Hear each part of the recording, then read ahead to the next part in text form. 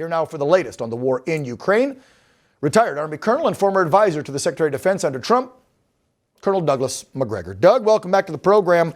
How about it? I mean, I hate to use the term never ending, but that's what it seems like. This is going to be never ending until we change the regime in Washington, D.C., I guess.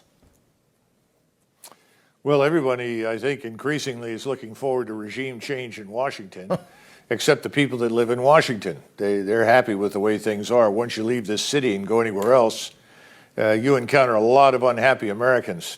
Lukashenko is not in control of those weapons, regardless of whatever he says. The nuclear weapons are tactical nuclear weapons, 5 kilotons or less.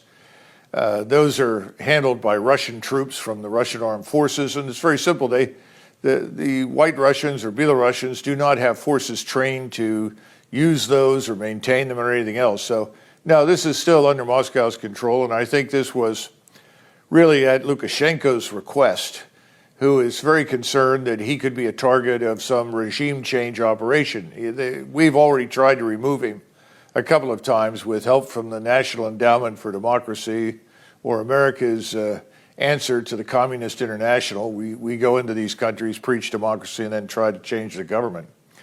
But as far as the war in Ukraine is going, the last 10 plus days have been devastating for Ukraine. Putin gave a presentation, a speech, and a 3-hour discussion with journalists about the war, and he cited some numbers. His numbers were actually low. He understated the damage, which is probably smart for him to do so. But we know that hundreds of tanks and several hundred artillery pieces and other armored fighting vehicles, thousands of Ukrainian troops. Current estimates are close to 15,000 dead.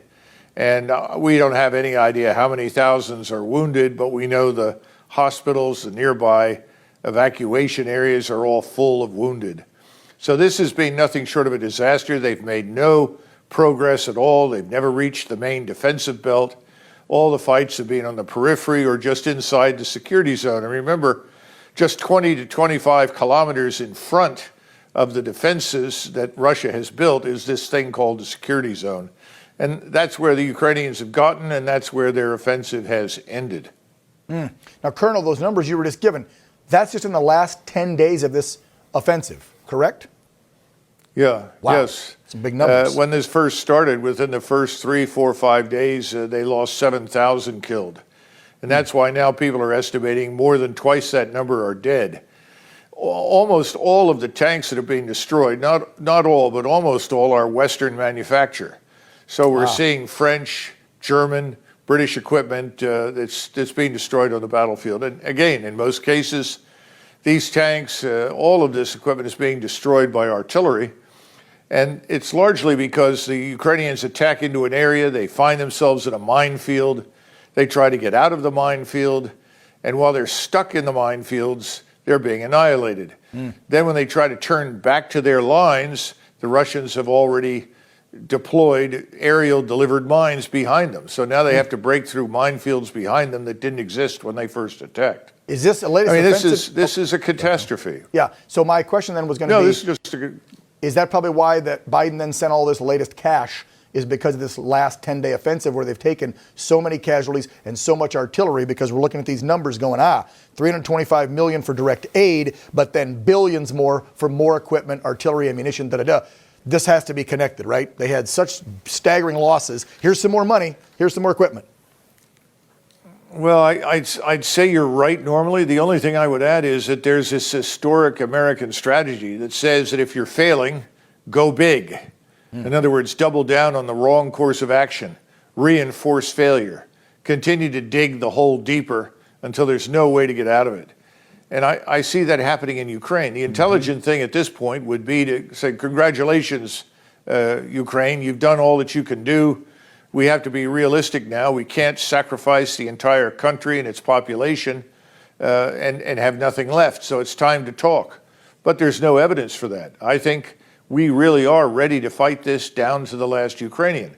And then, of course, there's always the danger as this collapses, as Ukraine collapses and everything falls apart, that there will be pressure for us to do something really stupid, which is intervene in Western Ukraine. Right. And I still would not exclude that as a possibility. Yeah, that's probably where we're headed. Boots on the ground, another war that Americans don't want, and more of our young men and women killed for a war we don't need to be involved in my opinion. Colonel, let me ask you something. Tucker Carlson made some headlines this week for discussing why the huge attack and push to get Trump and to make sure he can never serve as commander-in-chief again. I want to play a short clip and get your reaction on the backside. But because Joe Biden and his many allies, from Chuck Schumer to Mitch McConnell to Paul Ryan and every single news anchor on all of television, all of them believe that Ukraine, its borders, its future, its infrastructure are all more important than the town that you live in. They sincerely think that, and it's obvious. Everyone in power thinks that, except for Donald Trump. Whatever else you say about him, Trump is the one guy with an actual shot at becoming president who dissents from Washington's long-standing pointless war agenda. And for that one fact, they're trying to take Trump out before you can vote for him. Is Tucker right, Colonel? I don't think that I have much to add to what Tucker said. Tucker's absolutely spot on. It's funny, here in Washington, the left likes to joke, and for that matter, all of the rhinos that are with them, that Trump is the one guy we want to run against. Well, that's nonsense. They're deathly afraid that the man will run and that he will be swept back into office. Now, of course, that presupposes that we can have free and fair elections. Right. That's open to debate.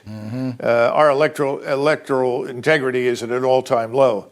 But his point is valid. You know, the war is bound up with this administration. Remember, this is an administration that is waging war against Russia in Ukraine and at the same time waging war inside the United States against us. Yeah, no kidding.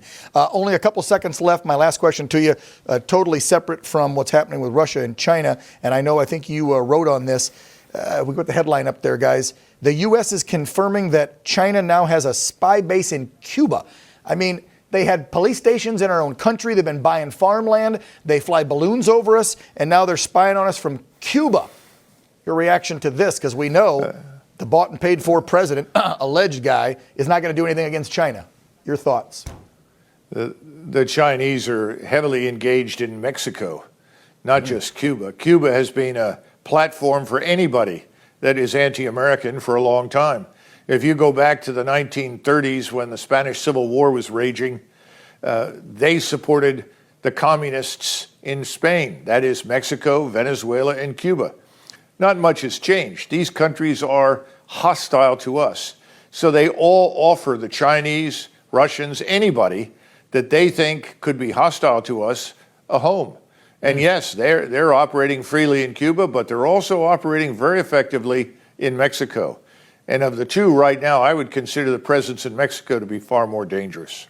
Well, I would agree with you because we already know that they're doing a Cold War against Americans by selling fentanyl so cheap to the cartels so it'll get into this country disguised as little colored pills and kill off millions of Americans. That's one of their Cold War tactics right there. Colonel, as always, we appreciate you so much, your insight and your honesty. Thank you, sir. Sure, thank you. Yep, take care.